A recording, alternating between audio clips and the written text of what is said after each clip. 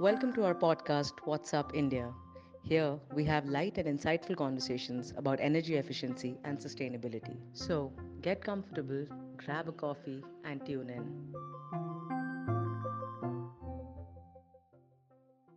Hello, and welcome to the third episode of our energy podcast, What's Up India, where we are speaking with experts who help us understand what India needs to do to ensure energy efficiency for a more sustainable future. India aims to reduce the emissions intensity of its GDP by 45% by 2030. And this involves improving energy efficiency across all the various sectors of the economy. We have with us today Deepak Krishnan, Deputy Director at WRI India. Deepak leads WRI's program on energy efficiency, renewable energy, energy transitions, and grid impacts of electric vehicles. With extensive experience in sustainability energy solutions, he is an advocate for India's clean energy transition. Welcome, Deepak.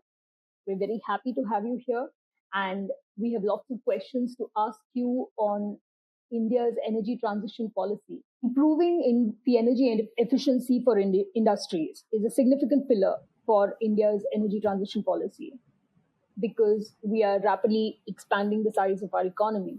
And as the world's fastest growing major economy, uh, how has this been a how has this worked out so far? Has it been an easy task? How do you see the progress and the challenges to our aim? And how do you evaluate, especially the impact of the PAT scheme on promoting energy efficiency? Sure. Thank you. Thank you so much. So, as you rightly mentioned at the beginning, energy efficiency is very important because it is known as the first fuel, in the energy parlance. So the idea is that you do energy efficiency first and then build other interventions on top of that. It is also part of our NDC commitments, 45% reduction of emissions intensity by 2030. And over here, there are multiple areas where energy efficiency interventions do take place. For example, households, buildings, and the urban sector.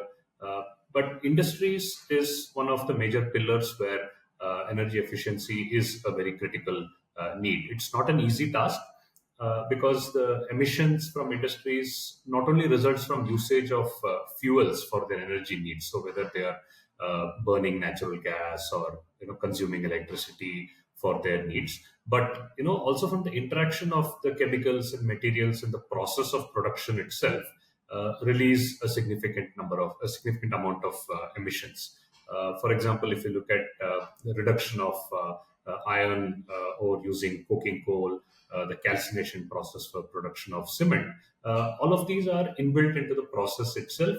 So that is the double complexity as far as energy efficiency in industries is concerned. If we were to summarize the progress and challenges, I would say that in terms of progress from the initial 2008 national climate change action committees, and from since those days, various levels of government and private sector are involved in tackling the issue. The PAT cycle definitely has had some impact. We are right now in the seventh cycle where the targets have been staggered and improved over the seven cycles. New industries have been added. And the results of the cycles that have been analyzed so far indicate that we have crossed the targets that were set. Now, there are different interpretations that you could draw from it, but prima facie, looking at the numbers, we have crossed the targets that were set. In terms of challenges which will be needed for the next level of transformative change, in my view, we will definitely need to start looking at tougher targets, which will need more substantive investments and technologies to come in, and therefore, by extension, policy clarity and financing, and also make it easier for MSMEs to join the bandwagon. Right now, both PAT as well as in general, when we talk about energy and whether it is renewables or energy efficiency, the larger industries have been at the forefront. They have had the opportunities and also the wherewithal to do it. But I think the next interventions, and if we truly are to make a dent in this space, I think we need to bring in the MSMEs. rightly said, MSMEs could be the key, but what about the MSMEs, especially in the hard to abate sectors, steel, cement, automobiles? How do you look at the measures that are being taken on in those sectors, and what is lacking there, really? Sure, sure. So, the steel and cement per se are already covered under PAT, which is the Perform, Achieve, and Trade scheme. And typically, it is again the larger parts of that industry which are getting covered. Bringing MSMEs also into the ambit is something the Bureau of Energy Efficiency is talking about. The scheme, I understand, is going to be slightly modified and possibly even renamed as Perform, Achieve, and Earn. But we are yet to see more details over here. And as far as steel and cement are concerned, the efforts are, as a combination of both private sector and government efforts. Particularly in the case of steel, there is also an international angle, given that our export exposure is significant with Europe, where the cross-border adjustment mechanism for CO2 is, an upcoming factor that companies need to take in, and due to which a lot of private sector entities are also taking active efforts to make themselves competitive. In the cement sector, there were companies had also taken up in the earlier a few years. They had also signed, say for example, Dalmia Cement had signed up for RE 100, and they are also working with their supply chains and the MSMEs that are prevalent there to help them also decarbonize. Now, the automobile sector not only is dealing with an energy efficiency and renewable energy adoption challenge, but at the same time, the whole industry structure itself is primed for a change. We are looking at changeover from internal combustion engine to electric vehicles. So that is a primary driver within the space. So where you have to start thinking about fresh supply chains and how you would what kind of manufacturing processes would need to come into that. So the challenge is doubly there for the automobile sector. What works in their favor is that they don't have to deal with some of the process and fuel related things like steel and cement are doing. Of course, the automobile sector is an end consumer of steel that is produced in our steel plants.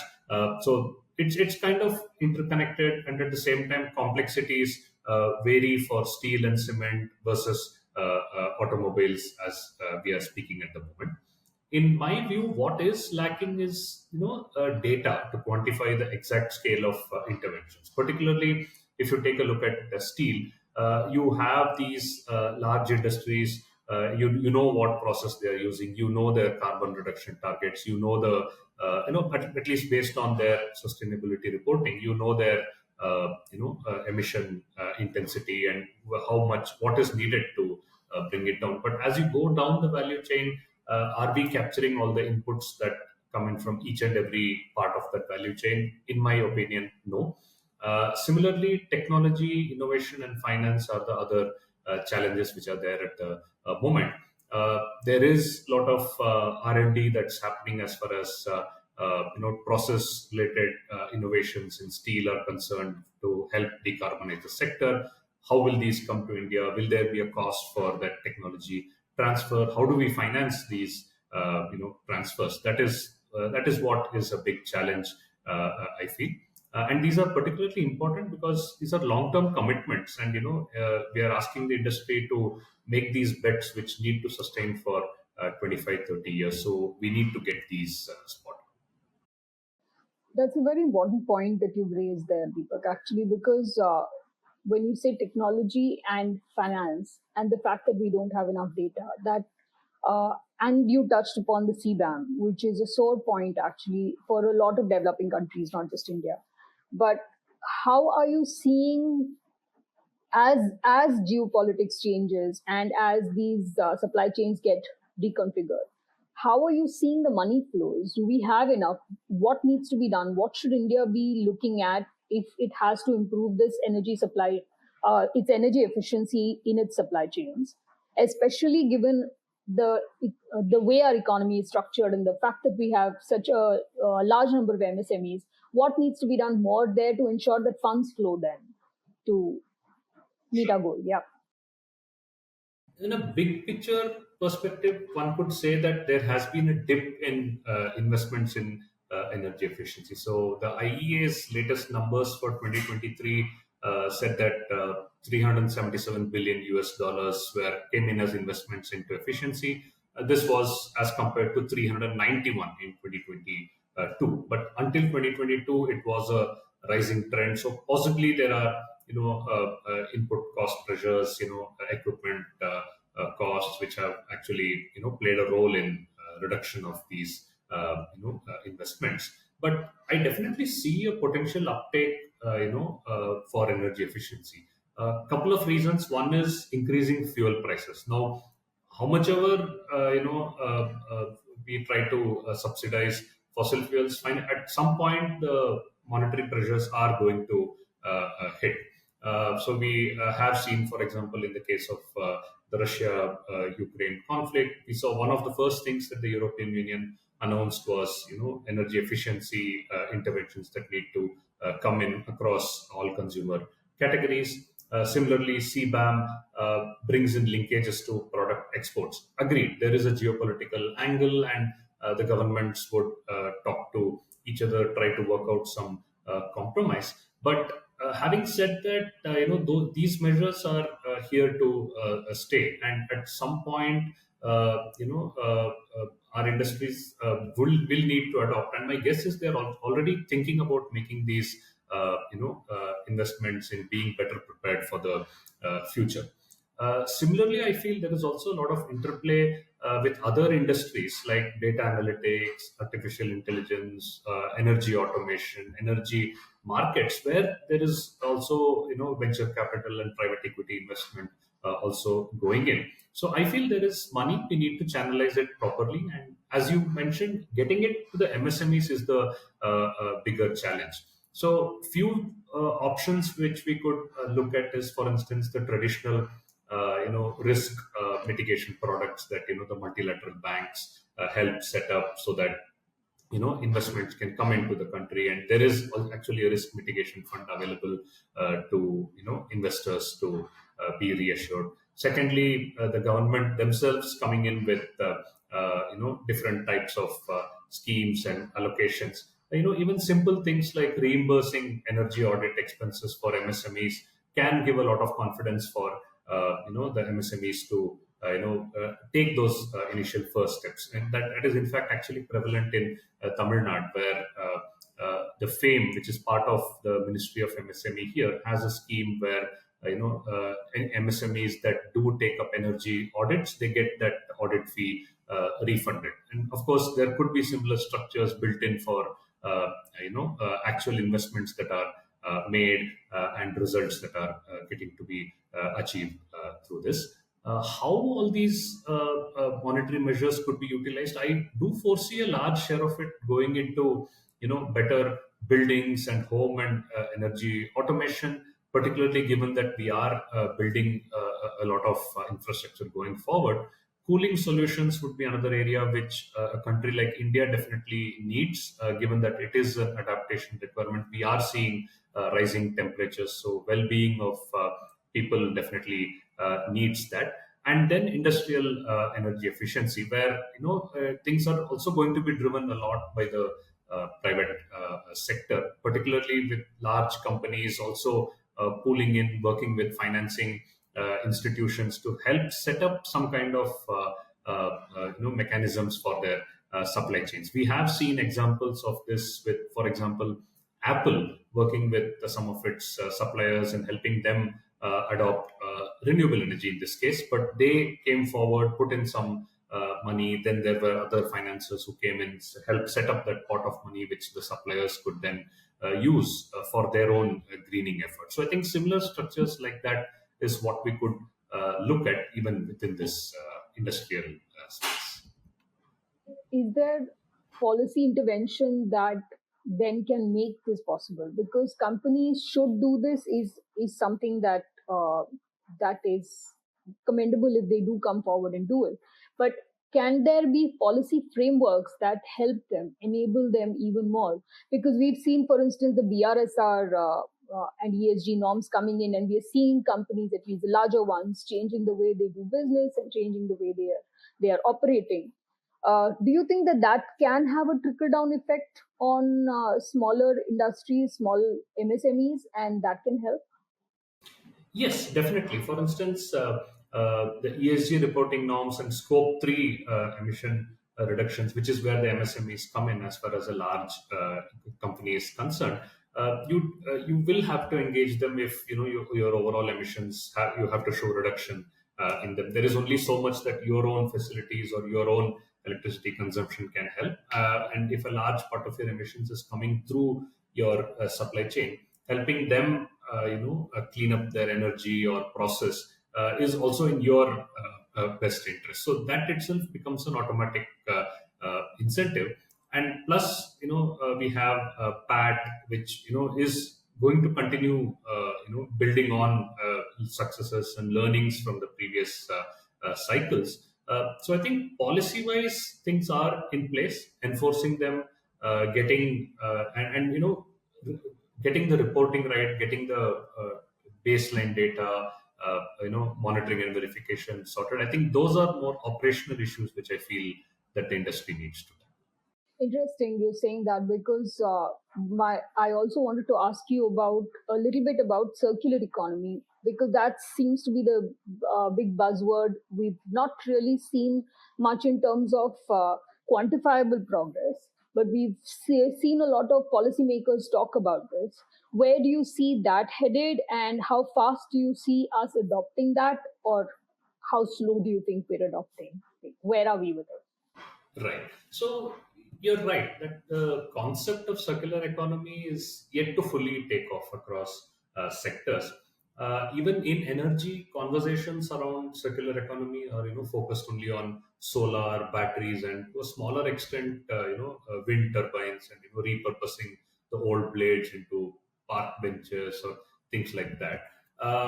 What is piqued interest is that some of the critical mineral requirements can be met through a circular economy type of approach, particularly when it comes to solar panels and batteries. So that aspect is bringing in the geopolitical interest into it, and therefore can the supply chain risk be reduced because of that. So that has also now started playing a role in creating more awareness about circular economy.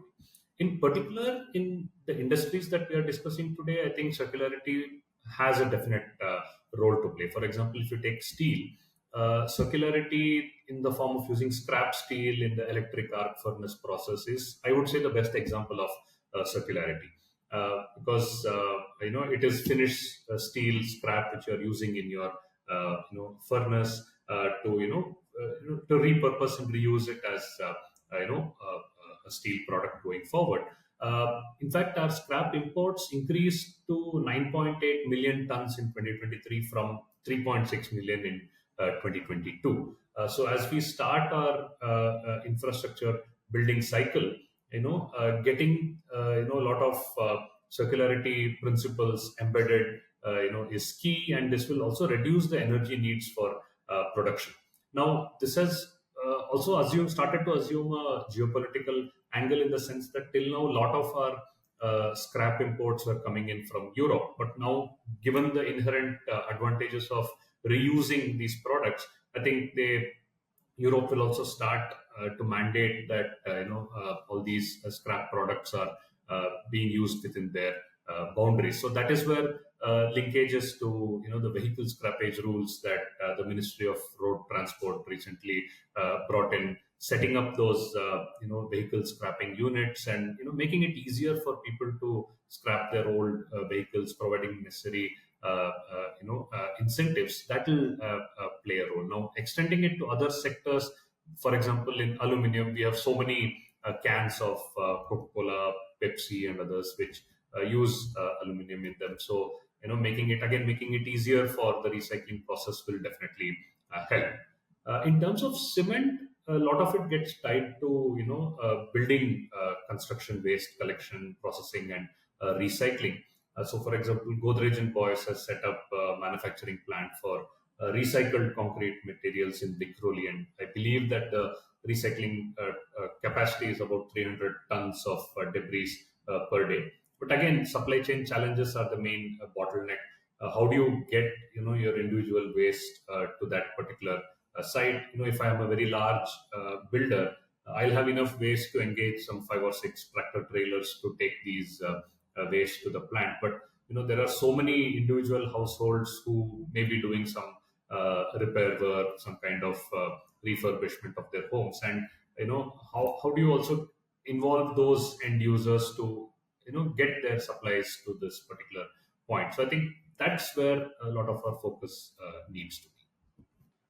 That's a lot of good examples actually of where things are working, and that is really good to know. But in terms of energy efficiency, do you have concerns about any particular sector, or something that you think should have taken off by now and hasn't, and it's about time? I would difficult to pinpoint one particular sector that way. For instance, in my view, PAT itself is a biggest game changer. So the principles of monitoring and verification across these companies, developing of this ecosystem of energy auditors, which wasn't there previously. Creating that trading mechanism, and now we are even talking about changing all of this into the carbon markets. So the whole sector is also in flux. So I would say that given the commercial pressures of a company operating, the policy changes that are necessitated given a changing environment that is there, I think progress has been fairly okay. Definitely, one can always say that things can be better. For example, we have always overachieved the targets in PAT. So the question is, should we have set tougher targets in the first place? How tough is tougher? If we had set it too tough, would people get disheartened and not participate? So I think it's still a learning phase. But now, having learned all this over so many years, accelerating it and getting to that goal of doubling energy efficiency, which has been cited in a lot of the agreements, I think now is the true test of can we get all the learnings from the successes, not so successful initiatives, focus it, channelize it, and reach our targets. That's it. That's an interesting way to think about this. If PAT targets were tougher, would it have worked better? But one of the things that also came to my mind when we were talking about circular economy and we were talking about recycling and we were talking about scrapping of vehicles, because there is already a tradition in India. For instance, I don't remember when we're talking about 30 years ago, even, where if you were buying steel vessels, you were giving away old clothes, and there was a recycling economy which was really, really strong. Is it time to maybe bring back some of those older knowledge ways that we were operating in, which is very indigenous to us? Because the prime minister keeps talking about life, and this seems to kind of work into that concept. Do you see that happening? Do you see people thinking about it along those lines again? So that's actually an interesting question, and in fact, the government's whole approach to life has been, built on similar examples that you mentioned about, exchanging clothes for steel utensils, for instance, and true, life works from the demand side, and even here, I do see some parallels. For example, in case of steel and cement, can individuals and community, come together to, incentivize action by the industries? I think that's the principle that this lifestyle for environment works on. So, for instance, in case of steel, if all builders were to come and say that over a 7 to 10 year period, we want to transition all the steel procurement for our construction products to green steel companies. And initially we will buy 10% of our steel requirements from green steel. Yes, there is going to be a premium initially, but hoping that technology learnings, business model learnings will also bring down those costs. That could be one way of looking at it, or even say that even if there is going to be a slight increase delta if I use green steel or green cement over the life cycle of my project, so much emissions I will be avoiding, getting it embedded within my product, and therefore my particular construction project can, for example, qualify for carbon credits because of saved emissions. I think those would be interesting demand side initiatives to push for these products to also enter into the market. A lot of parallels with, for example, wind and solar, where at one point some of the respective industry associations were thinking about branding products as wind built or solar built, to say that this product has been constructed, I mean, built using wind energy. So I think similar aspirational labelings of that kind, and once that volume has been achieved, where people are asking for these products, I think that's where an initiative like Life can be channelized to show action on. that that just made me wonder whether life can also be, I mean, not just life, but the whole idea of energy efficiency, because you mentioned carbon markets and India is still in the process. Could you talk a little bit about how the interplay between energy efficiency and carbon markets, especially given that we have CBAM, and Europe says that if you have equivalent carbon credits to show, from your country, then that kind of helps you. Do you think that that is a way to go down, and how do you see it play out, because we're still not there yet on carbon trading? True, true. See, right now, the current form of trading of these energy efficiency interventions is what is called as energy saving certificates, or e-certs. The similar renewable energy product will be your RECs. So, for every unit of energy that I'm saving, I'll get or rather, combined 1,000 units of energy equivalent that I save, I'll get an e-cert. Now, these are quite convertible factors only, because energy saved, if I also link it to the carbon content of equivalent electricity that I would have consumed, or the carbon content of equivalent amount of fuel that would have effectively been used, one will end up with a carbon savings that has been there. So technically these are actually interchangeable products, and if it actually helps our industry show that because of all these energy efficiency interventions, instead of certifying them as having saved so many million tons of oil equivalent, if we can say that you have actually helped save so many tons of CO2, and that is a recognized international certificate, it will definitely make it easier for them to sell their product easily to these export markets, which bring in more revenue.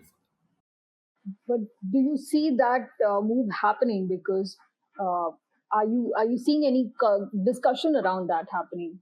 Yes, so this recent carbon trading rules that were announced, I think they have set in place the administrative and the governance structure.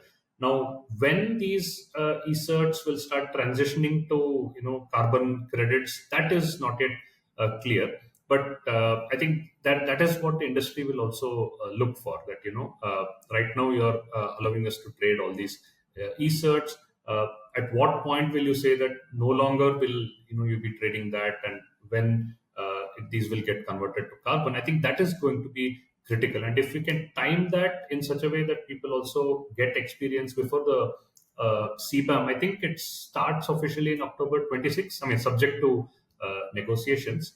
So if by that time we can give the industry a flavor of how this works, how they can transition to that, and prime them to be ready for it, I think that will be the ideal scenario. If I may quickly ask you then, if it because energy efficiency targets that India has is then evidently going to be also affected by what happens internationally, and the fact that the change has to be made. But then, if we're already surpassing our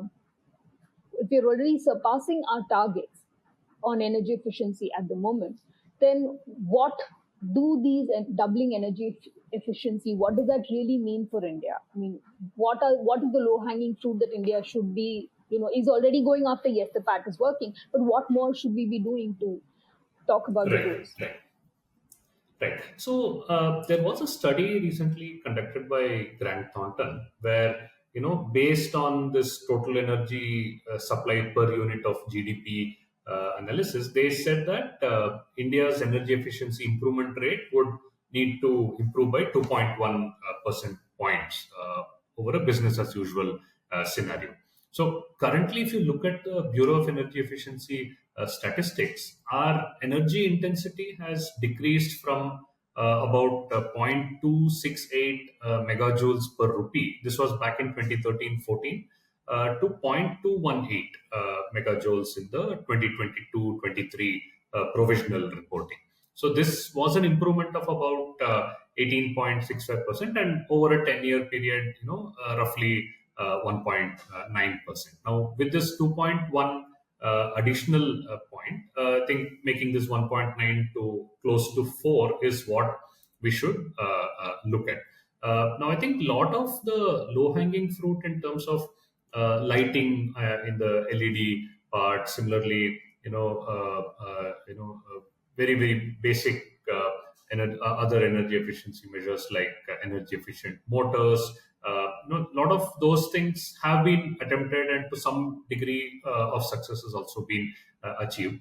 I think getting these hard to abate, or what we now are expected to call as possible to abate industry sectors like steel, cement, aluminium, and others. I think helping them transition to a cleaner process, I think that will significantly add to this number of doubling energy efficiency.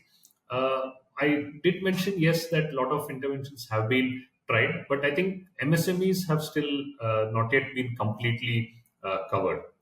As I mentioned earlier, large industries can handle a lot of their needs on their own, whether it is technical, whether it is finance, whether it is contractual. But for MSMEs to start thinking about energy as front and center, it has to help them.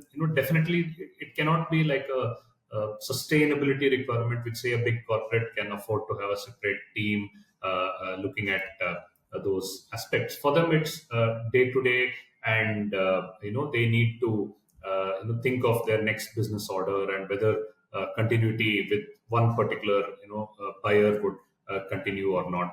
Similarly, they also need a lot of hand holding as far as finance is concerned, because current finance route, they look at their credit score, they say, I would like to stick to a large corporate. So are there structures like that which can help them access that finance? Similarly, policy clarity in terms of solutions that can be provided to them. The best example of this is again in the renewable energy space, where it's only recently now that we have the green energy open access, which allows people of 100 kilowatt and above to access clean energy. Previously, till then, they were not able to access. They had to rely on on-site solutions, but now this opens up a large part of the market for them.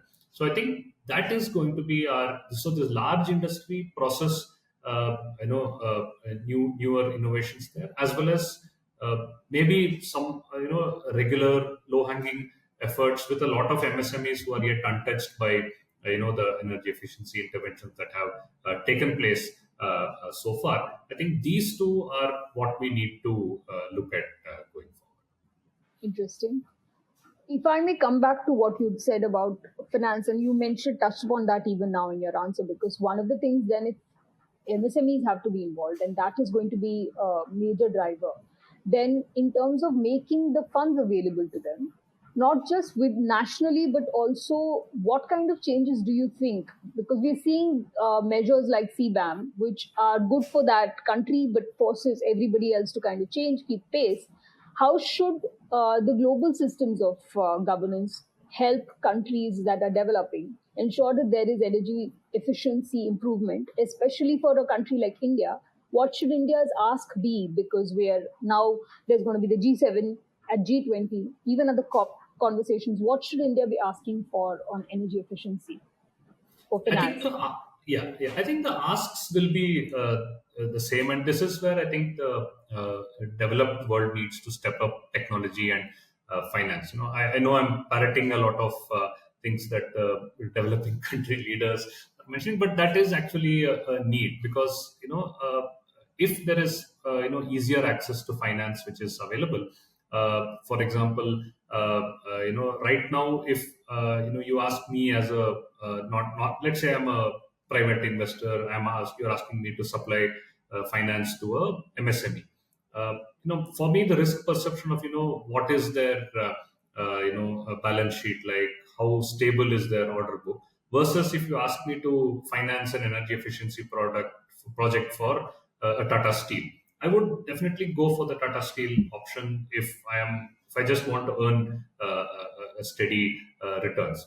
Now things are changing from what I have read and spoken to some of the folks is that there are different startups that are coming up in the market who look at alternate ways of assessing credit worthiness of MSMEs. It needn't just be your traditional balance sheet. They also look at assets that they own, different kinds of metrics that are available, and so things like that can also come in, and that information being made available more readily to financiers would definitely open up a lot of these options. Similarly, de-risking mechanisms, which if say your multilateral development banks can raise and provide as a standby guarantee to countries like India, I think then the financial community will also have a lot more confidence to say that okay, I lower my risk threshold from 2% to say 0.5%, and incremental progress on all those fronts will definitely lower the cost of financing and make it more comfortable for people to raise that money. And what kind of budgetary support or internally for within India, what kind of measures do you think RBI? I mean, RBI is already doing things. The government is already coming out with policy, but to accelerate this for the 2030 goal itself, do you think more can be done or should be done?